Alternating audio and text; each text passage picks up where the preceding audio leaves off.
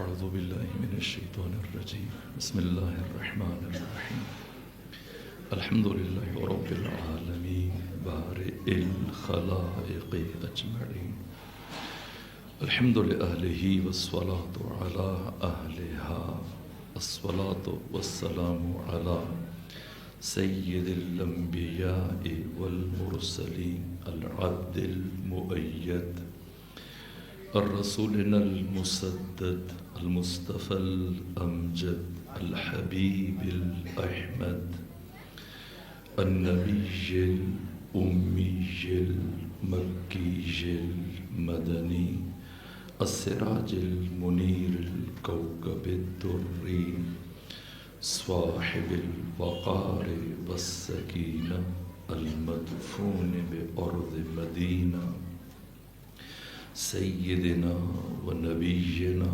وشفيع ذنوبنا وطبيب قلوبنا وحبيب نفوسنا ومولانا أبي القاسم محمد المصطفى صلى الله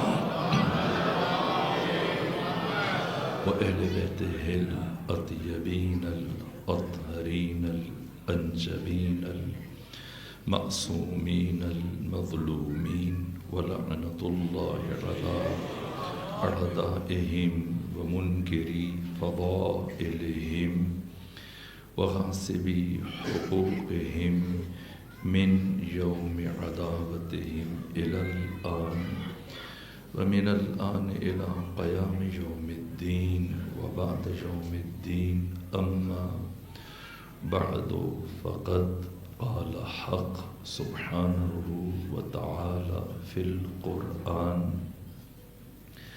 بسم الله الرحمن الرحيم الله نور السماوات والأرض مثل نوره كمشكاة فيها مصباح المصباح في زجاجة الزجاجة كأنها كوكب دري يوقد من شجرة مباركة زيتونة لا شرقية ولا غربية يكاد زيتها يضيء ولو لم تمسسه نار نور على نور يهدي الله لنوره من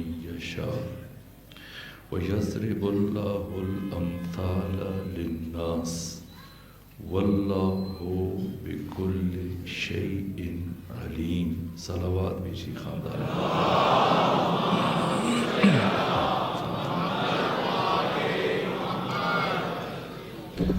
سلسلہ فکر شروع کیا گیا آج اس کی چوتھی مجلس ہے شرمندہ ہوں کہ مجھ سے حق کی گفتگو ادا نہیں ہو پا رہا مطالب سست روی سے آگے بڑھ رہے بہرحال اگر ان دنوں میں صرف موضوع کا تعارف ہو جائے اور ہم اس سے سوچنا شروع کر دیں اس جانب پڑھنا شروع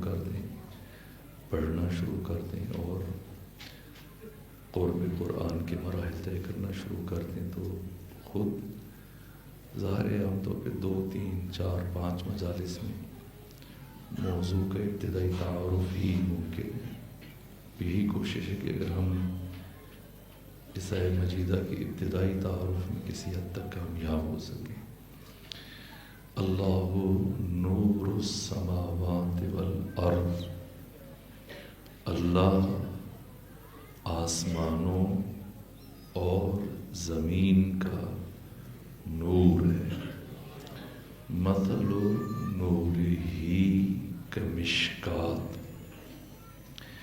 اللہ کے نور کی مثال مشکات کی سی ہے فیہا مصباح جس کے اندر مصباح ہے اور یہ مصباح المصباح فی زجاجت پھر یہ مصباح، یہ چراغ، یہ سراج منیر، یہ زجاجہ کے اندر. زجاجہ کیا ہے؟ الزجاجۃ کأنہا کوکب دری.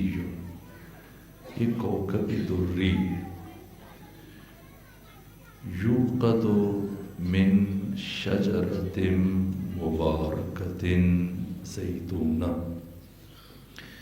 جو روشن ہے شجرہ مبارکہ زیتونہ سے. اس شجرہ مبارکہ زیتونہ کی صفت یہ ہے کہ لا شرقیہ ولا غربیہ، نہ شرقی ہے نہ غربی. اور اس شجرہ زیتونہ کا زیت، اسارہ، جوہر یکاد قریب ہے.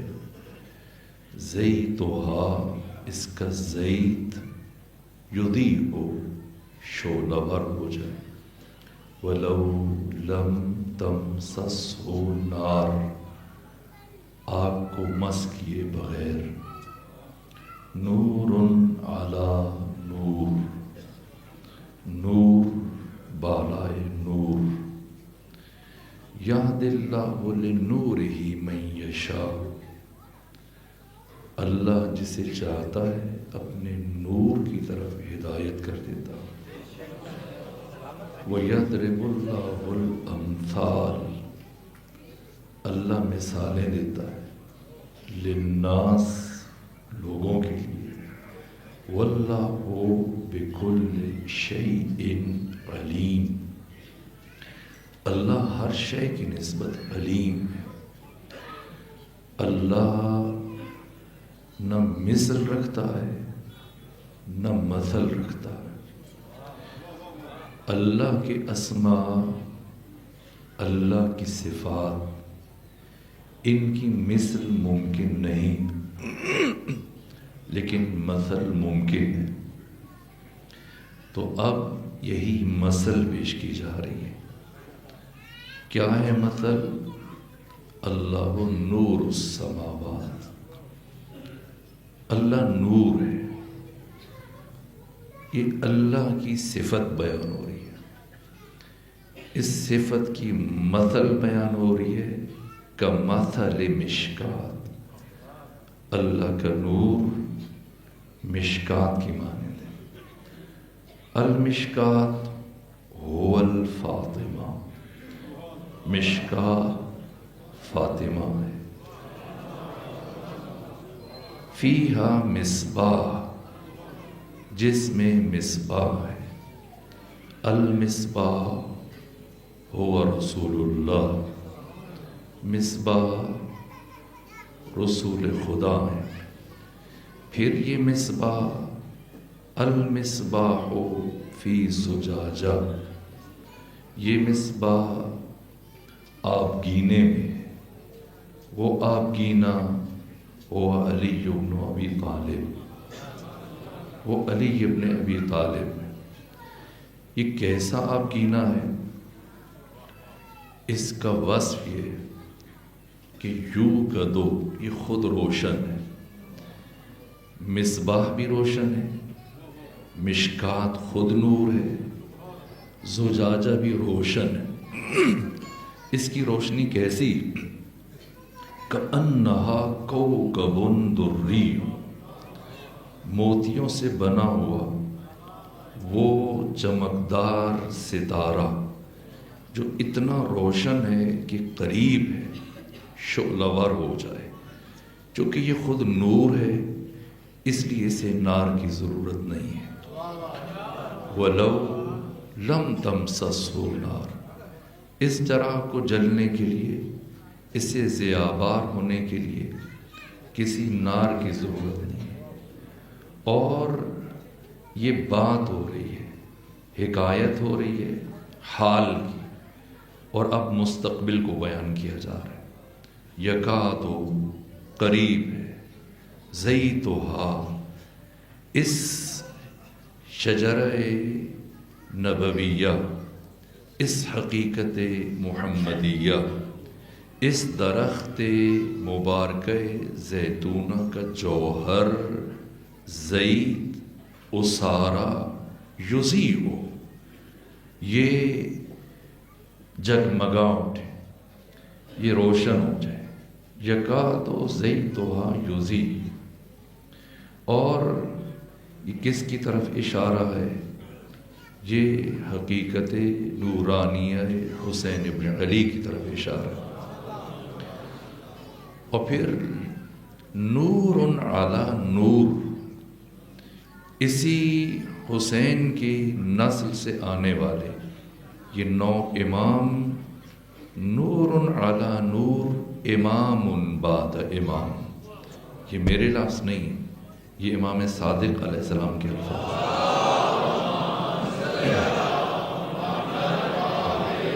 امام بعد امام، ایک کے بعد دوسرا امام، اور ان 14 کی حقیقت ایک ہے، یہ نور خدا ہے، لیکن اس نور خدا کی معرفت، ان سے محبت اور ان سے شرف ہدایت کا حصول ہر ایک کے حصے میں نہیں ہے۔ اس کو خدا جسے چاہتا ہے وہ اپنے نور سے منور کر دیتا ہے، اپنے نور کی طرف ہدایت کر دیتا ہے۔ اللہ کی مشیت، اللہ کی حکمت کتاب ہے، ایسے نہیں جیسے ہمارے ہاں ہماری مرضی، اس کے پیچھے مزاج ہے۔ خدا خالق عقل، خدا حکیم، اس کی مشیت، اس کی حکمت کتاب ہے، اور یہ لوگوں کے لیے مثال ہے۔ یہ آیت محکم ہے، اور محکمات میں سے بھی سر فہرست ہے، جس کے اندر تشبیہات بھی ہیں اور استعارے بھی ہیں، اور استعارہ در استعارہ بھی ہے۔ کل یہ بیان کیا گیا کہ انسان کی خلقت، ہماری خلقت اور ہمارے باپ آدم ابو البشر کی خلقت میں فرق ہے، اور ہماری اور ہمارے باپ آدم کی خلقت میں محمد و آل محمد کی تخلیق کے ساتھ کوئی تقابل نہیں۔ عالم کون میں موجود جتنی بھی موجودات ہیں، ان کی تخلیق 3 طرح سے ہوئی۔ وقت کم ہے، چونکہ میں شرمندہ ہوں، کل میں نے کہا تفصیل سے بیان کریں گے، لیکن اس کے بعد ایک اور مجلس ہے، لیکن کل آپ کی اجازت سے ہم زیادہ دیر بیان کریں گے۔ اس نقطے کو بیان کیا جائے گا کہ عالم کون میں موجود جتنی بھی موجودات ہیں، قرآن مجید نے ان کی تخلیق کو 3 طرح سے بیان کیا ہے۔ یا یہ سبب اور مسبب سے، زوج اور زوجہ سے، نر اور مادہ کے توسط سے ان کی تخلیق ہوئی، یا کن کے ذریعے سے ان کی تخلیق ہوئی ہے، یا امر کے ذریعے سے ان کی تخلیق ہوئی ہے۔ لیکن آل محمد، محمد و آل محمد کی تخلیق کن سے بالاتر ہے، امر سے بالاتر۔ یہ خود اس سے متعلق احادیث بھی عرض کروں گا۔ ان کی تخلیق کیسے ہوئی ہے؟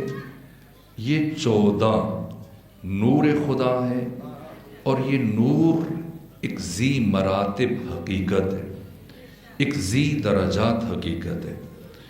یہ اس نور کی حقیقت عالم لاہوت میں ہے، جہاں یہ اسماء خدا ہیں، صفات خدا ہیں، اور یہ صفات عین ذات خدا ہیں، اور ذات وہ صفات کی عین نہیں ہے، وہ ایک الگ بات ہے جو کلامی مسئلہ ہے۔ یہ دوسری حقیقت کو جو عرفاء نے بیان کیا، صفات عین ذات ہے، لیکن ذات عین صفات نہیں ہے۔ جیسے سورج، اس کی کرنوں کا وجود خود سورج سے ہے، لیکن کیا یہ کرنیں سورج ہیں؟ نہ، یہ کرنیں سورج نہیں ہیں۔ اسماء غیر خدا ہیں، لیکن حق تعالیٰ کی معرفت کے بغیر، ان کی ذریعے کے بغیر حق تعالیٰ کی معرفت ممکن نہیں۔ اسماء کی عبادت یہ کفر ہے، اسماء صفات ذات کی عبادت یہ شرک ہے۔ اسماء کے ذریعے سے ذات تک پہنچنا اور پھر ذات کی عبادت یہ عین توحید ہے۔ ان کا کسی بشر کے ساتھ تقابل ممکن ہے۔ جس طرح سے سورہ فصلت میں حق تعالی نے بیان کیا سنوریہم، ان قریب ہم انہیں دکھائیں گے آیاتنا، اپنی نشانیاں، فی الآفاق، آفاق عالم میں، وفی انفسہم، خود ان کے نفسوں کے اندر، حتی یتبین لہم انہ الحق، یہاں تک کہ ان کے لیے روشن ہو جائے گا کہ وہ اللہ حق ہے۔ عالم کون میں، اس عالم تکوین میں ہر موجود یہ اللہ کی کسی صفت کا مظہر ہے۔ جس طرح سے ملائکہ یہ حق تعالی کی صفت سبوح اور قدوس کے مظہر ہے۔ ان میں سے مثلا الگ الگ فرشتے جیسے جناب عزرائیل یہ حق تعالی کی صفت قابض کے مظہر ہے۔ جب مرد باپ بنتا ہے یہ حق تعالی کی صفت معطی کا مظہر ہے، صفت رازق کا مظہر بن جاتا ہے۔ جب خاتون ماں بنتی ہے وہ حق تعالی کی صفت خالقیت کی مظہر بن جاتی ہے۔ اگر آپ انسانوں سے اور ملائکہ سے موجودات میں آ جائیے تو ان موجودات میں مثلا اگر ایک طبیب ہے، ڈاکٹر ہے، معالج ہے، وہ اللہ کی صفت شافع کا مظہر بن جاتا ہے۔ اسی طرح سے باقی موجودات میں جیسے ہوا یہ اسم لطیف باری تعالیٰ کی مظہر ہے، اسی طرح سے آگ یہ صفت اسم قہار باری تعالیٰ کی مظہر ہے۔ اسی طرح سے دیگر موجودات، وقت نہیں کہ میں ایک ایک طرف اشارہ کروں، لیکن ہر موجود اللہ کی کسی نہ کسی وصف، صفت، اسم کی مظہر ہے۔ لیکن حق تعالیٰ کے تمام تر اسماء، صفات، جلال و جمال کے مظہر تام، یہ لفظ تام پہ توجہ ہے، صرف اور صرف محمد و آل محمد ہے۔ باقی موجودات کی نسبت میں سے جتنی بھی موجودات ہیں ان میں سے صرف انسان ہے جو بالقوہ صفات و اسماء الہیہ کا مظہر بننے کی صلاحیت رکھتا ہے۔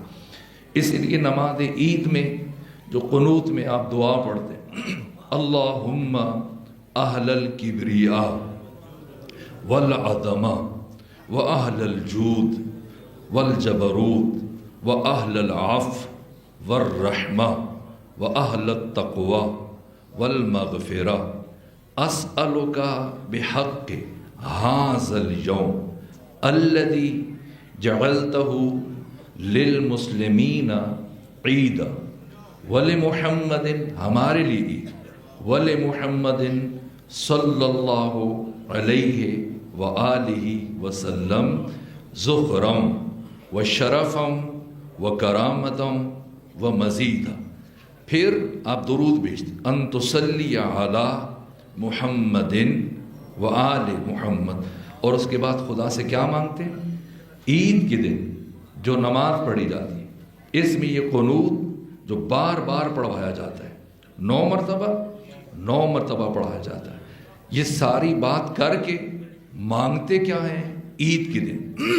عید کیا ہے؟ عید یعنی عود، مادہ عود سے، عود یعنی بازگشت، کس کی طرف؟ فطرت۔ ہمارے ہاں چونکہ مادیت ہے، ایک کا نام چھوٹی عید رکھ دیا، ایک کا نام بڑی عید رکھ دیا۔ جس عید پہ بڑے کو جانور ذبح کیے جاتے ہیں یہ بڑی ہوگی، جب چھوٹا جانور ذبح کیا جائے یہ چھوٹی، نہیں معلوم یہ چھوٹی بڑی کس نسبت سے ہے، یہ تقسیم کسی اور ملک میں نہیں سوائے پاکستان ہندوستان کے۔ عید فطرہ ہے، عید فطرت، عید یعنی پلٹنا، یعنی بازگشت، یعنی لوٹنا، کس کی طرف؟ فطرت کی طرف۔ انسان فطری طور پر پاک ہے، فطری طور پر معصوم ہے۔ اللہ نے انسان کو معصوم خلق کیا۔ یہ پیغمبر فرماتے ہیں کہ ہر بچہ فطرت اسلام پر پیدا ہوتا ہے، پھر اس کے ماں باپ والدین اسے یہودی یا نصرانی بنا دیتے ہیں، وہ مسخ کر دیتے ہیں۔ جب بچہ 1 سال کا ہے تو کیا کہتے ہیں؟ معصوم ہے۔ 2 سال کا معصوم ہے، 3 4 5 سال کا معصوم ہے، 6 سال میں داخل ہوا اب معصوم کہتے ہوئے زبان میں لکنت آ جاتی ہے۔ 7ویں سال 8ویں سال میں اب کوئی اپنے بچے کو معصوم نہیں کہے گا، کیوں؟ اب شرارتیں کرتا ہے، غلطیاں کرتا ہے۔ یہ اس کی عصمت کس نے چھینی ہے؟ خود اس کے والدین نے، اس کے خاندان نے، اس سماج نے۔ یہ کہنا کہ انسان خطا کا پتلا ہے یہ روح اسلام کے منافی ہے۔ انسان فطرت اسلام پر خلق ہوتا اور انسان حق تعالیٰ کی صفات کا مظہر بننے کی صلاحیت رکھتا۔ اس لیے اب یہ 30 دن روزے رکھوائے جاتے ہیں۔ روزہ مشق ہے جن کے وجوب کے لیے اللہ فرماتا ہے یا ایھا الذین آمنو، اے مومنو، کتب علیکم الصیام، تم پر روزے لکھ دیے گئے، کما کتب علی الذین من قبلکم، جیسا کہ تم سے پچھلوں پر لکھ دیے گئے۔ کس لیے؟ کہ اللہ کے خزانے میں کچھ کمی آ جاتی ہے، رزق میں کمی آ جاتی ہے، توازن برقرار کرنے کے لیے پھر 30 دن خوراک میں دن کا ناغہ کروایا جاتا ہے۔ اتفاق سے لوگ ماہ رمضان میں زیادہ کھا لیتے ہیں، سحری اس لالچ میں کہ سارا دن بھوکا رہنا ہے 2 برابر کھاتے ہیں، اور افطار میں پھر کہ سارا دن بھوکے رہے پھر 2 برابر کھا لیتے ہیں۔ تو کس لیے؟ اس لیے لعلکم تتقون، تاکہ تم متقی ہو جاؤ۔ البتہ یہ ایک الگ بات ہے، تقوی کا معنی ڈر یہ غلط ہے۔ یہ کسی بھی لغت کی کتاب میں تقوی کا معنی ڈر نہیں، تقوی کا معنی خوف نہیں، تقوی کا معنی پرہیزگاری نہیں۔ کوئی لغت اٹھائیں، مجمع البحرین اٹھائیں، منجد اٹھائیں، اور لسان العرب اٹھائیں، فقہ اللغہ اٹھائیں، بحر المحیط اٹھائیں، قاموس اٹھائیں، کتاب العین اٹھائیں، مفردات راغب اٹھائیں، کوئی اٹھائیں نہ، تقوی نگہداشت، تقوی حفاظت، تقوی بچاؤ، یہ تقوی کا معنی ہے۔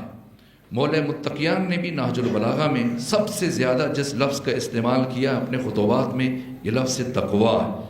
یہ تقوی جہاں سے علی فرماتے ہیں کہ انسان کی زندگی کی اساس ہے، انسان کی زندگی کی بنیاد ہے۔ یہ تقوی کیا ہے؟ اگر میں یہ بات کہنا نہیں چاہ رہا تھا، دیکھیں نہیں معلوم، میں ابھی عقیل بھائی سے عرض کر رہا تھا کہ علی شاید کچھ عرض نہ کر پاؤں، لیکن خود ممبر پہ آ کے انسان کہیں سے کہیں نکلنا شروع ہو جاتا ہے، تو مجھے معاف رکھیے اگر دائیں بائیں، لیکن یہ چیزیں اب آتی ہیں جیسے تو پھر عرض کروں۔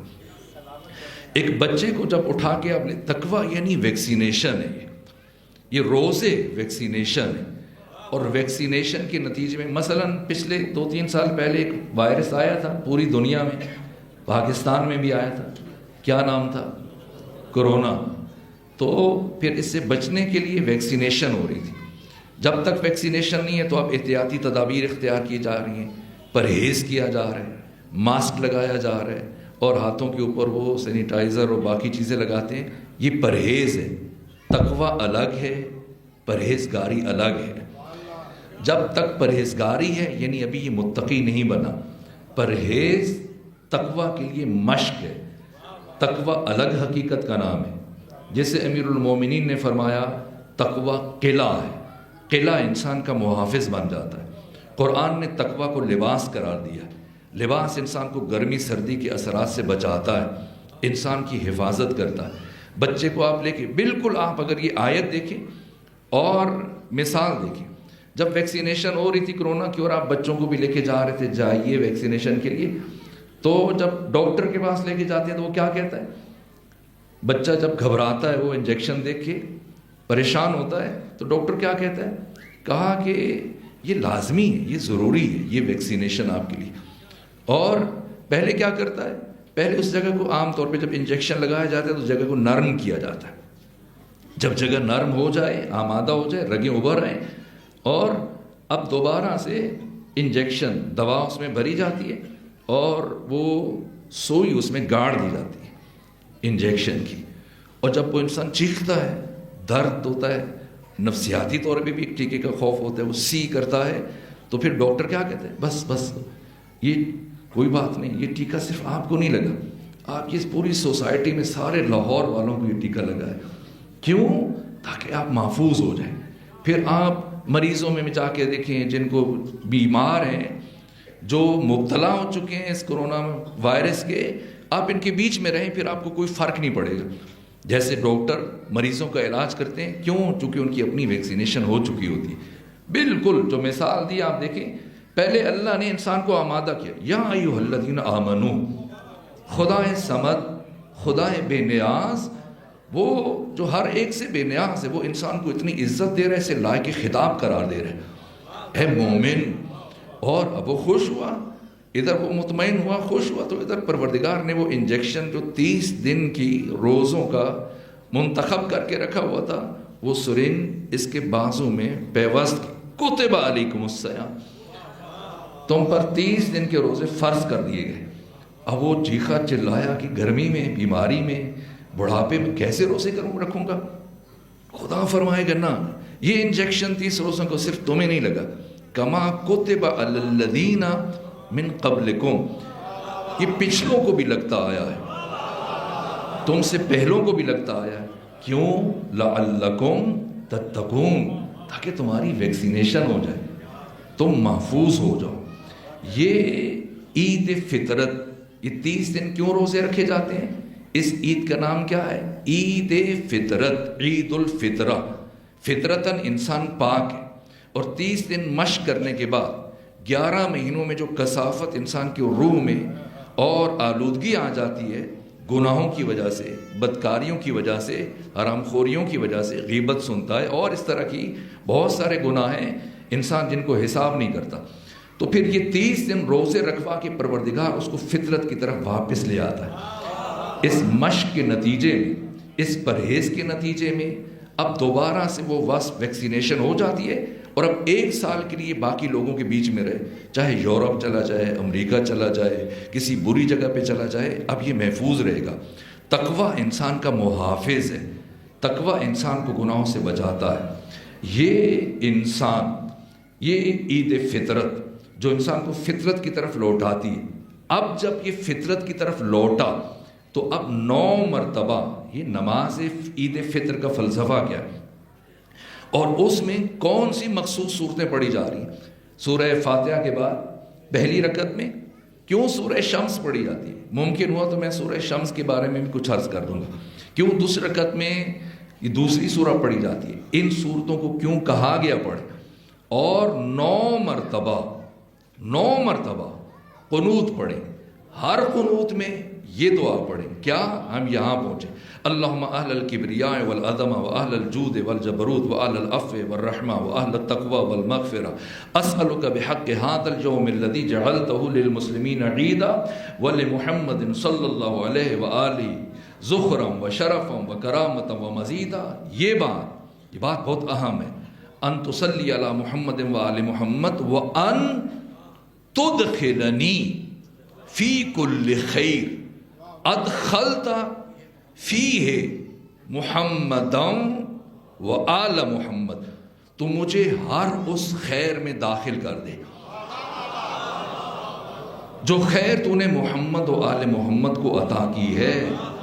یہ چھوٹی بات نہیں ہے، عید کے دن 30 روزے رکھوانے کے بعد اللہ بشر سے یہ دعا منگوا رہا ہے، وَأَن تُخْرِجَنِي مِن كُلِّ سُوءٍ اخرجت منہ محمدًا وآل محمد، اور ہر اس سوء سے، برائی سے مجھے دور کر دے۔ جس سے تو نے محمد و آل محمد کو دور رکھا. کیوں؟ نتیجتاً مجھے ان کا قرب حاصل ہو جائے. ان کے قرب سے کیا ہوگا؟ یہ خدا سے قریب تر ہو جائے گا, یہ اپنے مقصد تخلیق تک پہنچ جائے گا. ورنہ اس کا ان کے ساتھ کوئی تقابل نہیں, کوئی تقابل نہیں. یہ جو یہاں پہ موضوعات بیان کیے جاتے ہیں, سیرت رسول یا سیرت فاطمہ, نہ, سیرت فاطمہ ہمارے لیے نہیں ہے. سیرت رسول عجیب ہے. آپ آیت میں پڑھتا ہوں اور آپ کی موجودگی سے استفادہ کروں. وَلَقَدْ فِي رَسُولِ اللَّهِ أُسْوَةٌ حَسَنَةٌ. کیا مطلب ہے؟ ظلم یہ ہے کہ ہمارے ہاں بچوں کو جو یہ آیت تو بہت زیادہ مسجدوں میں بھی لکھتے ہیں, کورس کی کتابوں میں بھی, لیکن معنی غلط کرتے ہیں. کیا کہ تمہارے لیے رسول اللہ اسوہ حسنہ. اگر اللہ نے یہ کہنا ہوتا تو فی کیوں لگاتا؟ خدا فرما دیتا لقد کان لکم رسول اللہ اسوۃ حسنہ. تمہارے لیے رسول خدا اسوہ حسنہ. نہیں, اللہ نے قرآن میں یہ نہیں فرمایا, فرمایا لقد کان لکم فی رسول اللہ اسوۃ حسنہ. رسول اسوہ حسنہ نہیں ہے ہمارے لیے. ہمارے لیے رسول کی زندگی میں جو انہوں نے اس عالم ناسوت میں گزاری, اس میں ہمارے لیے اسوہ موجود ہے. یہ قرآن بیان کر رہا ہے, یہ قرآن بیان کر رہا ہے. اسی طرح سے ذات سیدہ سمجھنا ہے اس حقیقت مشکات کو کہ امام عسکری فرماتے ہیں کہ نحنو حجج اللہ علی الخلق, ہم مخلوق پر اللہ کی حجت ہے. وجدتی فاطمۃ الزہراء حجت اللہ علینا, اور ہماری جدہ طاہرہ سیدہ زہرا کو اللہ نے ہمارے اوپر حجت قرار دیا. فاطمہ زہرا حقیقت نورانیہ, فہم انسان سے ماورا, فہم بشر سے بالاتر. وہ فقہی مسائل بتانے سکھانے کے لیے اللہ نے ان کو نہیں بھیجا ہے. یہ سمجھنا ہے کہ اللہ نے نور فاطمہ زہرا کو اس کائنات میں کیوں ظاہر فرمایا. فقہی مسائل تو جناب سیدہ سے مربوط ہی نہیں تھے. یہ بات کون سمجھے گا؟ اور میں کیسے سمجھاؤں؟ میں کیا سمجھاؤں؟ میں ام المومن کا جملہ پڑھ دیتا ہوں جو سال گزشتہ یا اس سے پچھلے سال مجھے یاد پڑتا ہے, میں نے پڑھا تھا. پھر متوجہ ہو جائیں گے کہ یہ فقہی مسائل کے لیے اللہ نے جناب سیدہ کو نہیں بھیجا. فقہی مسائل وہ بتائیں جو ان میں خود مبتلا ہوں.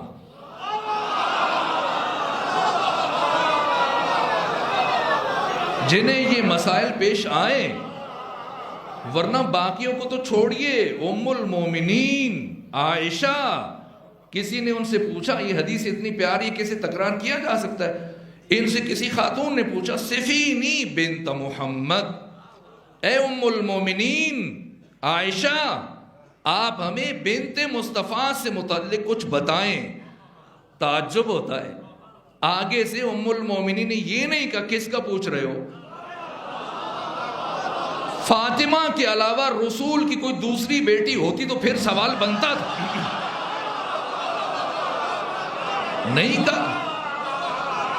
نہیں کہا کس کا پوچھ رہے ہو.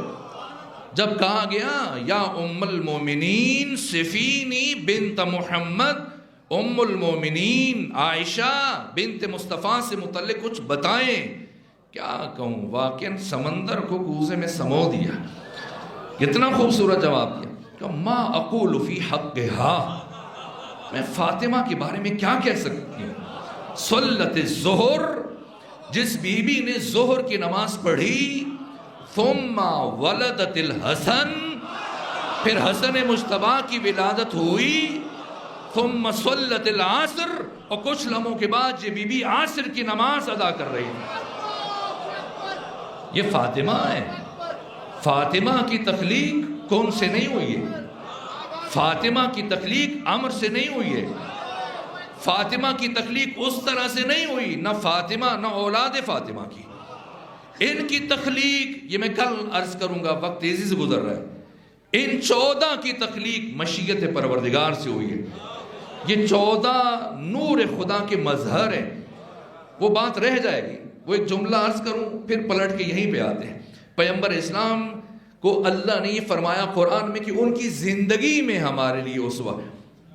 مثلا میں فرض کے مثال کے طور فلسفہ مثال تقریب ذہن ہے، وہ خوبصورت امام بارگاہ ہے اور گلستان ہے کہ اور یہ اہل ولا کی پھولوں سے اس طرح سے آراستہ، مثلا یہ جو ممبر ہو خوبصورت ممبر ہے، ہم بھی وہاں پہ اپنے علاقے میں مسجد بنا رہے ہیں اور تکمیل کے مراحل میں، مثلا میں ممبر یہ دیکھ کے جاؤں اور میں چاہوں کہ ایسا ممبر ہمارے یہاں وہاں پہ جو مسجد بن رہی ہے ادھر بھی ہو جائے، تو اب یہ جو بات اس میں مجھے افسوس ہوا ہے، ایسے ہی کسی نے مجھے کلپ بھیجا کہ آپ سورہ نور کی تفسیر بیان کریں ایک اہل حدیث عالم کا، اور انہوں نے کہا کہ اللہ نے جو کام نبیوں سے لیا، ائمہ سے لیا، معصومین سے لیا، چونکہ وہ علی کل شیء قدیر ہے، اگر چاہے تو وہ کام ایک مچھر یا مکھی سے بھی لے سکتا ہے۔ ہمارے وہاں سے بھی بعض افراد ایسی بات کر جاتے ہیں نا، اللہ کی قدرت کو محالات پہ نہیں آزمانا چاہیے۔ یہ امام صادق کی حدیث ہے، کسی نے کہا، ایک آپ کے صحابی نے سوال کیا، فرزند رسول اللہ علی کل شیء قدیر ہے؟ امام نے فرمایا ہے۔ کہا کہ پھر کیا اللہ پوری کائنات کو اس چھوٹے انڈے میں سمو سکتا ہے؟ فرمایا نہیں سمو سکتا۔ کہا پھر وہ علی کل شیء قدیر نہیں ہے؟ امام نے فرمایا وہ علی کل شیء قدیر ہے لیکن اس انڈے میں ظرفیت نہیں ہے۔ اللہ کی قدرت کو محالات پہ نہیں آزمانا چاہیے، صلاحیت کو دیکھنا چاہیے۔ میں ممبر کی مثال دے رہا ہوں، مثلا جب میں یہ دیکھوں مجھے شوق ہو کہ جی عقیل بھائی سے پوچھوں میں بھی ایسا ممبر بنانا چاہتا ہوں، تو جا کے ایک بہترین دیار کی یا شیشم کی لکڑی لے کے آئیں اور میں ان سے کہوں کہ بھائی یہ ممبر میں نے بنانا ہے، تو مثلا یہ ہمارے کسی عزیز کے ذمے لگائیں کہ وہ بنا دیں، تو اب وہ بنائیں تو جب نہیں جانتے تو بعد میں لکڑیاں ضائع کر کے وہ جلانے کے کام آئیں گے، تو اب وہ مجھ سے معذرت کرے کہ نہیں بن سکا۔ کیوں نہیں بن سکا؟ ممبر کیوں نہیں بن سکا؟ اس لیے کہ لکڑی تو بہترین تھی لیکن جو بنانے والا تھا وہ کاریگر نہیں تھا، اناڑی تھا۔ یہ پہلی بات۔ اور دوسری مرتبہ اب یہ کہیں کہ نہیں غلطی ہو گئی، تو اب یہ ہے کہ کوئی اچھا کاریگر ڈھونڈتے ہیں، اور چنیوٹ میں کاریگر میرا واقف ہے، اس کے پاس چلیں گے، وہ بہت اچھا فرنیچر بناتا ہے۔ تو اب جب اس کے پاس گئے تو اب ہمارے پاس کوئی اور لکڑی تو نہیں تھی، ان کے یہاں کیلے کا درخت بھی اتفاق سے ہے، وہی کیلے کا درخت ہم کاٹ کے لے جائیں گے، اس کا آپ ہمیں ممبر بنا دیجیے۔ تو اب وہ بنا پائے گا؟ اتنا ماہر کاریگر کیوں نہیں بنا پائے گا؟ اس لیے کہ اس میں تو صلاحیت ہے لیکن جس چیز سے ممبر بنانا ہے اس میں ظرفیت نہیں، اس میں صلاحیت نہیں ہے۔ ایک چیز کب کمال تک پہنچ سکتی ہے؟ جب معطی کی عطا تام ہو، قابل کی قابلیت تام ہو، بنانے والا بنانے کی صلاحیت رکھتا ہو، بننے والا بننے کی صلاحیت رکھتا ہو۔ اور رسول اسلام کے محضر میں بھی ایسے ہوا ہے، جب ختمی مرتبات صبح سے لے کے شام تک صلی بنا، یہ ابو ہریرہ نے کہا صلی بنا رسول اللہ الفجر، رسول خدا نے ہمارے ساتھ صبح کی نماز پڑھی، ثم صعد المنبر، پھر ممبر پہ چلے گئے، فخطبنا، خطبہ دیا، حتی ہنا فی الظہر، یہاں تک کہ ظہر کا وقت آ گیا، نزل فصلی، نیچے اترے نماز پڑھی، ثم صعد المنبر، پھر ممبر پر چلے گئے، فخطبنا، پھر خطبہ دیا، وَأَخْبَرَنَا بِمَا كَانَ وَمَا يَكُونُ إِلَى يَوْمِ الْقِيَامَةِ، پیغمبر نے ہمیں قیامت تک کی خبریں دیں، لیکن لوگ باہر نکل کے کیا کہہ رہے تھے؟ مَاذَا قَالَ آنِفًا، مَاذَا قَالَ آنِفًا، ابھی رسول کیا کہہ رہے تھے؟ اس کا مطلب ظرفیت سب برابر نہیں ہے، سب کو ایک لاٹھی سے نہ آنکھیے۔ سلمان ابو ذر برابر نہیں ہے، باقی افراد کس طرح سے برابر ہو سکتے ہیں؟ اسی طرح سے رسول اسلام اسوہ ہے۔ اس کی بس میں ایک اور مثال عرض کر دوں تاکہ بچوں کے ذہنوں میں سوالات نہ رہیں۔ مثلا یہ ممبر ہے، اگر یہ چھوٹے بچے جو آئے ہیں، مثلا ایک بچہ اب سو گیا تو کبھی انسان چاہتا ہے کہ انہیں کوئی سرگرمی دے دے تاکہ یہ بھی ساتھ مشغول ہو جائیں، تو یہ ہے کہ اگر میں یہ مطالبہ کروں کہ جو بچے ایسا ممبر بنائیں گے انہیں یہ انعام دیا جائے گا، تو کیا وہ بچے ممبر بنا پائیں گے؟ انہیں چھوڑیے، آپ بنا پائیں گے؟ نہیں بنا سکتے۔ اگر میں یہ مطالبہ کروں آپ سے کہ آپ یہ ممبر بنائیں، یا اس بچے سے کہوں ذرا اڑ کے تو دکھائیں، اسے فلسفے میں کہتے ہیں تکلیف ما لا یطاق، جو ان کے لیے مقدور ہی نہیں ہے ایسے کام کا مطالبہ کرنا۔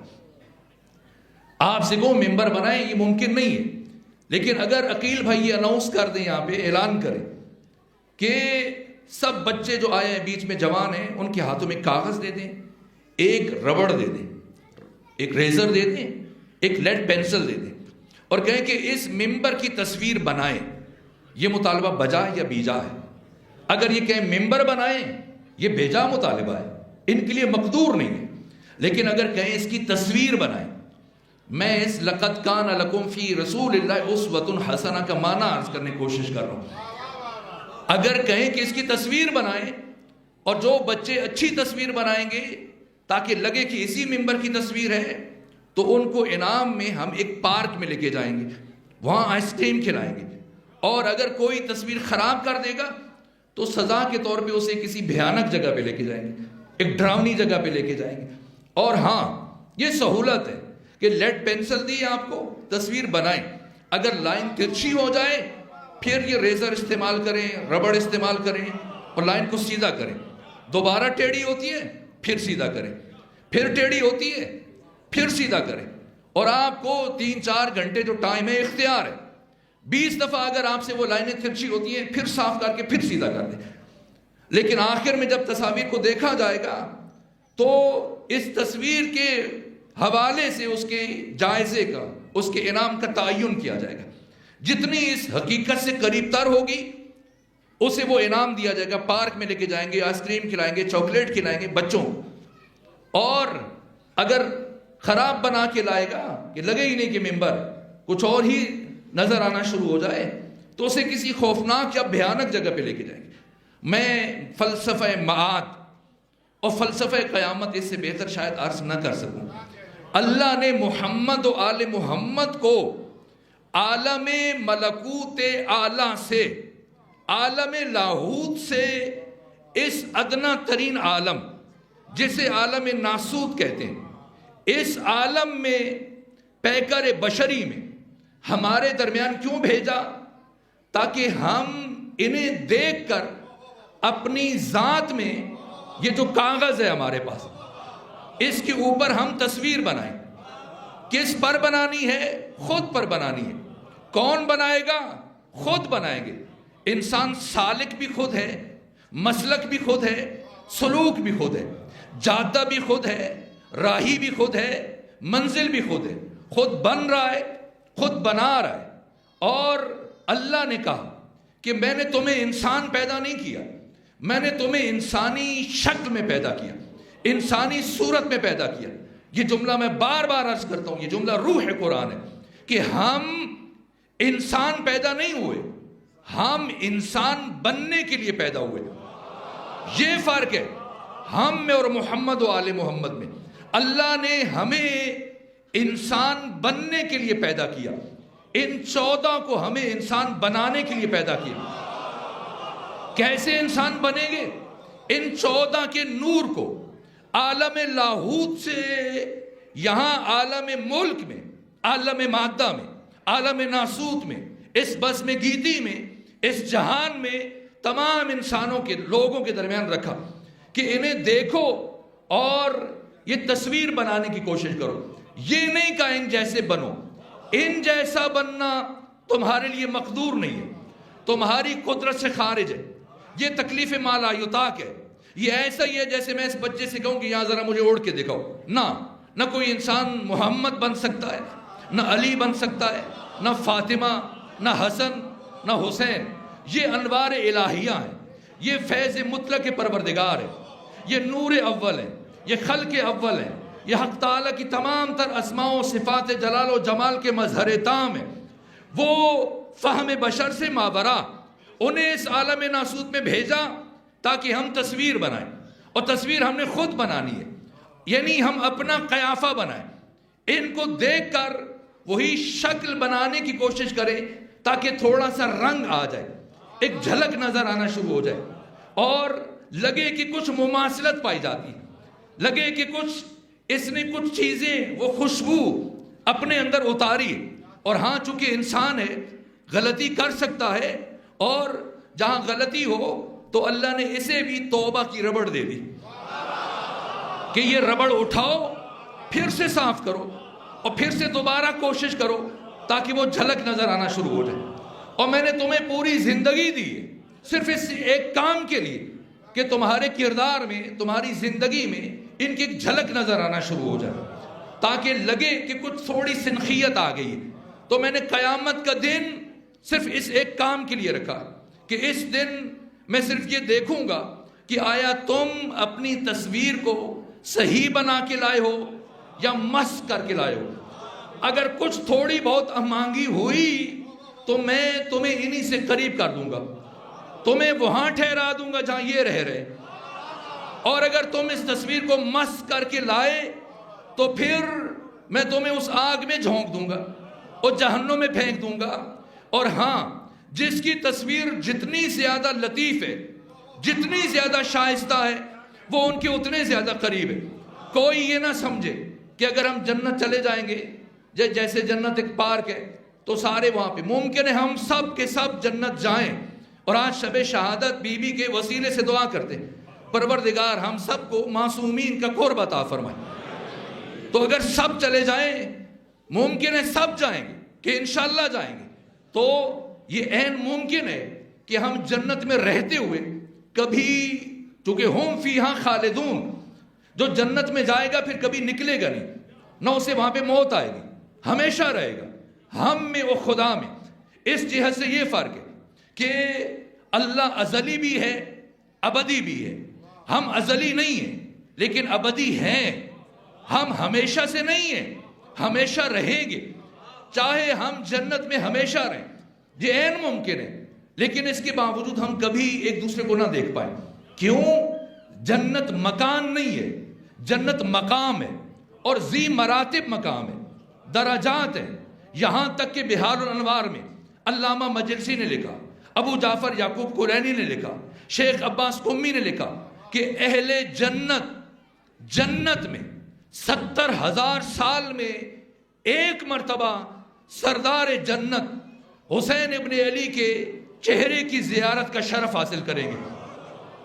اس کا مطلب وہ بالاترین جنت ہے جس کے لیے خدا کہہ رہا ہے کہ فادخلی فی عبادی، حسین آؤ، آ کے میرے بندوں میں داخل ہو جاؤ. یہ وہ بندے نہیں ہیں جو اہل دنیا، نہ، ان سے متعلق اقبال نے کہا کیا فرق ہے عبد میں اور عبدہو میں. کہا عبد دیگر، عبدہو شیء دیگر. عبد اور ہے، عبدہو اور ہے.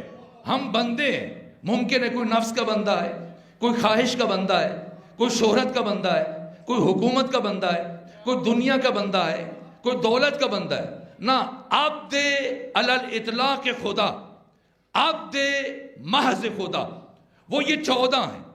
اور ان میں عبد میں اور عبدہو میں کیا فرق ہے؟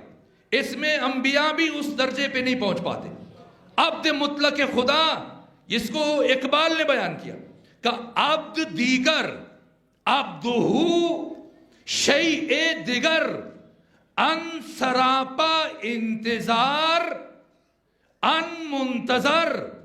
عبد اور ہے، عبدہو اور ہے. اقبال کیا فرق ہے؟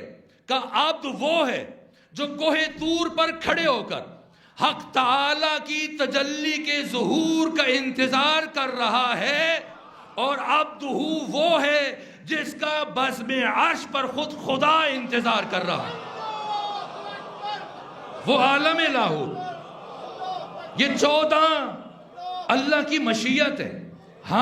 ہمارا تعلق یا خلق سے یا ارادے سے یا کن سے، لیکن یہ 14 اللہ کی مشیت ہے. یہ 14 اللہ کی مشیت ہے. اور فاطمہ زہرا محور مشیت پروردگار، فاطمہ زہرا محور ہے. یہ عجیب بات ہے.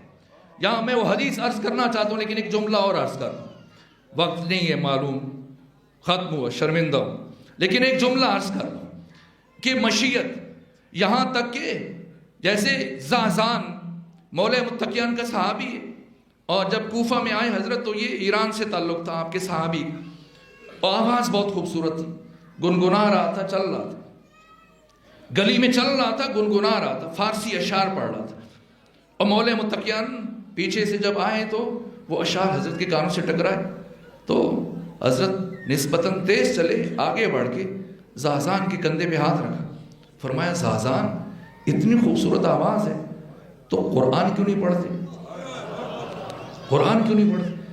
میں نے کہا امیر المومنین مجھے قرآن سے بس سورہ فاتحہ اور وہ 2-3 صورتیں یاد ہیں جو نماز میں پڑھی جاتی، کیونکہ فارسی زبان تھے، اب کوئی انگریز ہے تو اس کے لیے بہت مشکل ہوتا ہے زیادہ آیتیں صورتیں یاد کر لینا، تو کہا مجھے اتنا ہی یاد ہے۔ کہا اچھا اگر قرآن یاد ہو جائے تو پھر قرآن پڑھا کرو گے؟ کہا ہاں امیر المومنین پڑھا کروں گا۔ حضرت نے سنگریزہ اٹھایا، دہن میں رکھا اور فرمایا زازان اسے دہن میں رکھو، اور اب جو زازان نے وہ دہن میں رکھا اور نکالا تو قرآن مجید کی تلاوت کر رہا تھا، حافظ کل قرآن بن گیا۔ یہ کیسے منتقل ہوتا ہے؟ یہ مشیت۔ اگر کسی کو مشیت ابھی بھی روشن نہ ہو کہ یہ خود مشیت خدا ہے، یہ 14 خود ارادہ خدا ہے، یہ 14 خود اللہ کی مشیت ہے۔ ایک جملہ جو پہلے عرض کیا تھا، روز عاشور جب حر ابن یزید الریاحی امام حسین کی بارگاہ میں آئے اور عرض کیا کیا میری توبہ قبول ہو سکتی ہے؟ کیا جواب دیا؟ کہ میں ابھی نماز پڑھوں گا، تمہارے لیے دعا کروں گا؟ نہیں، جیسے کہا کہ کیا اللہ مجھ سے راضی ہو جائے گا؟ کیا اللہ مجھے معاف کر دے گا؟ کیا اللہ میری توبہ قبول کر لے گا؟ یہ نہیں کہا میں تمہاری دعا کروں گا، بعد میں آنا دیکھوں گا، نہ، ادھر حر نے کہا، ادھر لبہائے حسینی میں جنبش پیدا ہو، فرمایا حر جا اللہ نے تمہیں معاف کیا۔ حسین ارادہ خدا کا مظہر، حسین مشیت خدا کے مظہر۔ میں شرمندہ ہوں، مجھے اندازہ نہیں ہو، وقت بہت تیزی سے گزر گیا، لیکن شرط یہ کہ ظرفیت ہونی چاہیے۔ حر پہلے کیا تھے اور ایک لمحے میں علیہ السلام بن گئے۔ یہ چھوٹی بات ہے، یہ غیر معمولی بات ہے۔ علیہ السلام، اور علیہ السلام سے مراد یہ نہیں کہ میرا آپ کا سلام، نہ، سلام اللہ علیہ، ان پر خدا سلام بھیجتا ہے، ان پر خدا سلام بھیجتا ہے۔ اصحاب حسین کا شرف مقام لیکن ظرفیت ہونی چاہیے۔ اس درجے تک حر کیسے پہنچے؟ کیسے پہنچے؟ راز ادب فاطمہ ہے، ادب فاطمہ۔ ادب فاطمہ انسان کو اس لائق بناتا ہے کہ یہ انسان لمحے میں صدیوں کا سفر طے کر سکتا ہے۔ یہ حر ہیں، حسین ابن علی صاحب خلق عظیم، 13 ضربوں سے شہید کیا گیا، 13 ضربوں سے آپ کو ذبح کیا گیا، نہ اپنے قاتل سے کچھ نہیں کہا، کسی سے کچھ نہیں کہا۔ امام حسین دشمنوں کو پانی پلانے والے، آخر حر نے ایسی کون سی بڑی خطا کر دی تھی؟ صرف آپ کے لجام فرس میں ہاتھ ڈالا تھا، لیکن کیا فرمایا؟ ثقلت کو امک یا حر، اے حر تیری ماں تیری میت پہ بیٹھے۔ یہ کیوں کہا امام نے؟ اس لیے کہ نفسیاتی مرحلہ ہے۔ عام طور پر اگر کوئی کسی کو گالی دیتا ہے تو پلٹ کر ایک لمحے کے لیے اس کے ذہن میں وہی بات آتی، بہن کی گالی دی جائے بہن کے بارے میں بات آتی، ماں کی بات آئے ماں کی۔ اسی لیے امام حسین نہ، صاحب خلق عظیم حسین ابن علی، ممکن نہیں ہے کہ کوئی رقیق لفظ آپ کی زبان سے ادا ہو۔ پھر غصے کا اظہار کیوں فرمایا؟ نہ، یہ غصے کا اظہار نہیں تھا، یہ حر کی ہدایت کا سامان تھا۔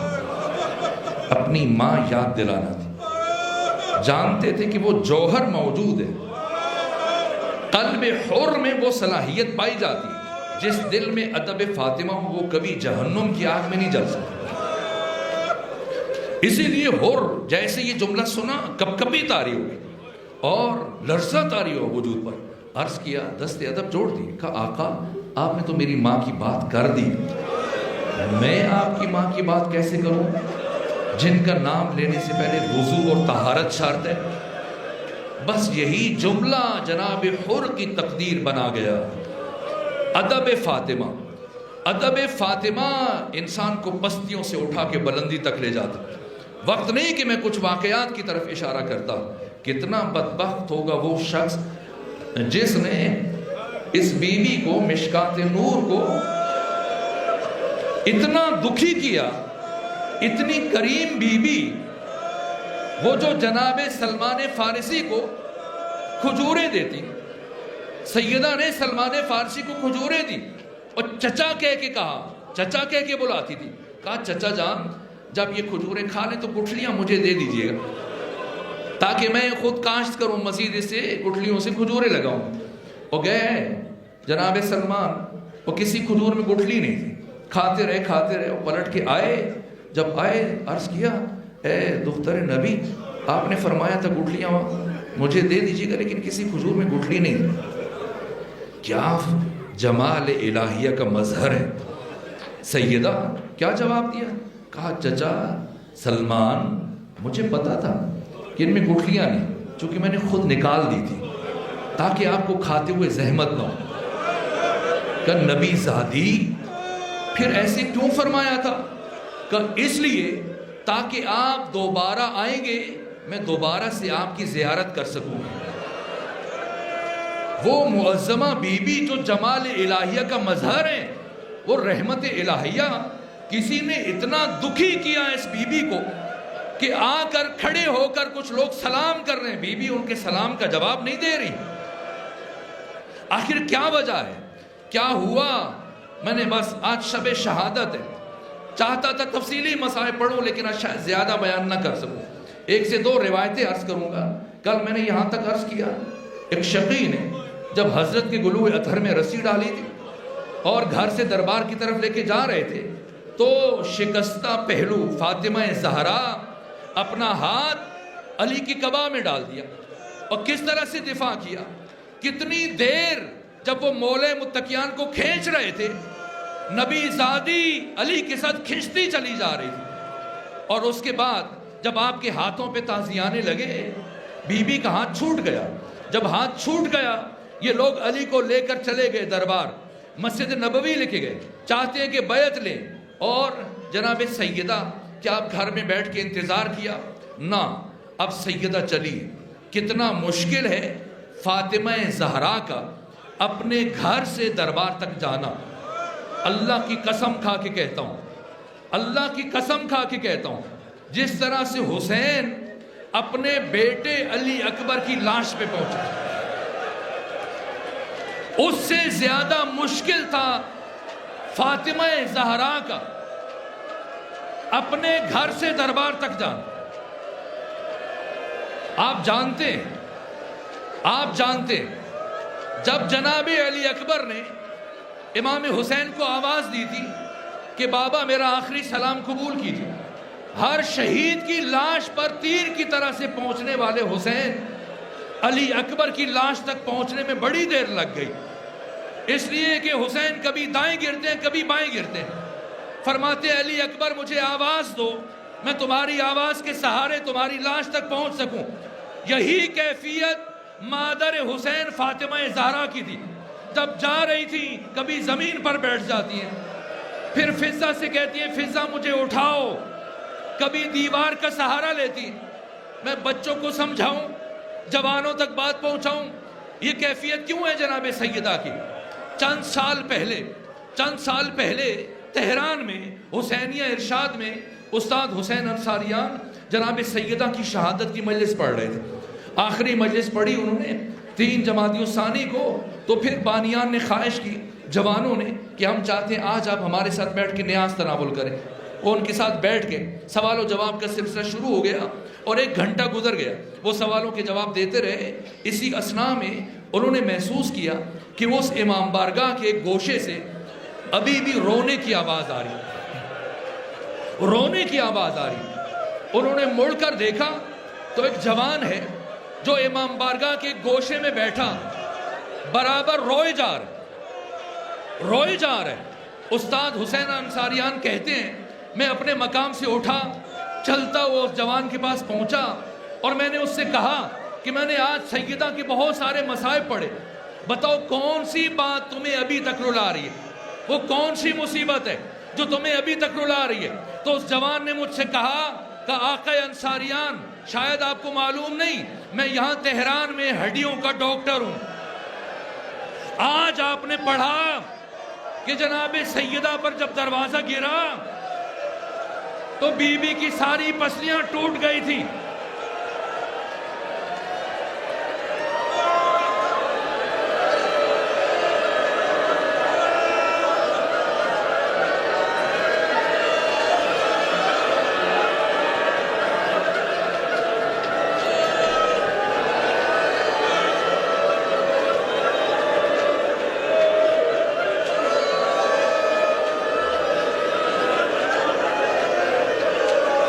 آپ نے پڑھا سیدہ کی ساری پسلیاں ٹوٹ گئی تھی.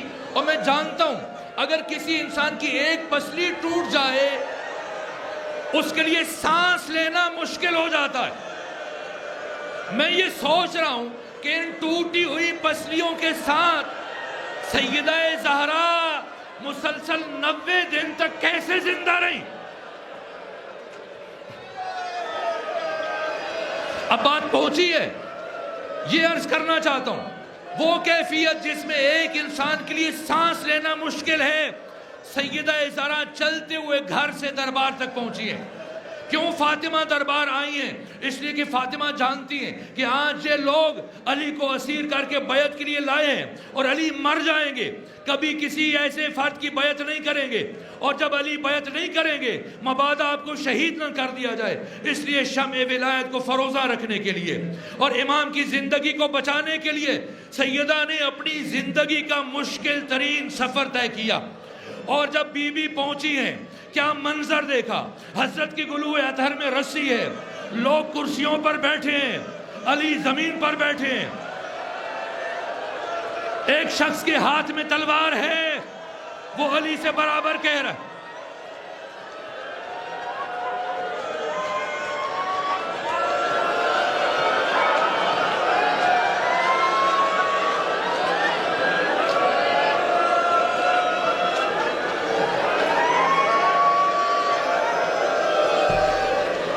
وہ برابر امیر المومنین سے یہ جملہ کہہ رہے علی بیعت کریں ورنہ ہم آپ کو قتل کر دیں گے. حضرت فرما رہے کبھی ممکن نہیں ہے کہ میں بیعت کروں.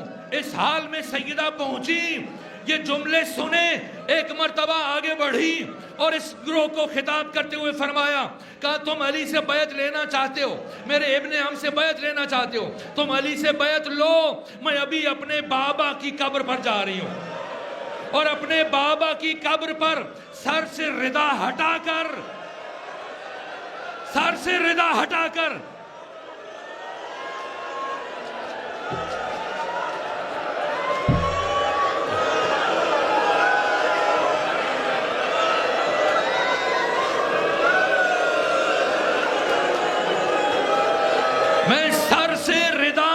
کر تمہارے خلاف بد دعا کروں گی. جیسے بی بی کی زبان سے یہ جملے ظاہر ہوئے فدمدم علیہم، جیسے سورہ شمس کے آخر میں اللہ نے فرمایا عذاب آ جاتا. اس لیے کہ سلمان کہتے ہیں کہ میں نے فضا میں، مدینے کی فضا میں عذاب کے آثار کو محسوس کیا اور میں نے مسجد نبوی کی دیواروں کو بلند ہوتے ہوئے دیکھا. اتنی بلند ہوئی کہ ایک درمیانے قد کا انسان اس کے نیچے سے گزر سکتا تھا.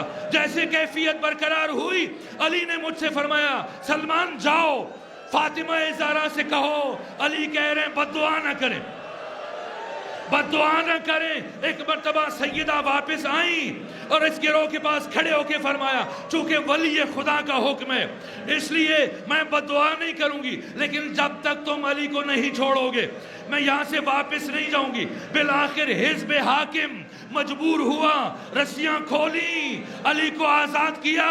سیدہ علی کو لے کے گھر کی طرف چلی. بس آخری جملہ عرض کروں دست ادب جوڑ کر بی بی کی بارگاہ میں، اے جناب سیدہ آپ کے دروازے کو آگ لگی، اے بی بی آپ کے اوپر دروازہ گرایا گیا، اے بی بی آپ کے ہاتھوں پر تازیانے مارے گئے، اے بی بی آپ کے رخسار پر تماچا لگا، اے بی بی آپ بڑی مشکلوں سے چلتی ہوئی پہنچی ہیں، لیکن اس کوشش کے بعد آپ اپنے زمانے کے ولی خدا کی زندگی کو بچانے میں کامیاب ہو گئی.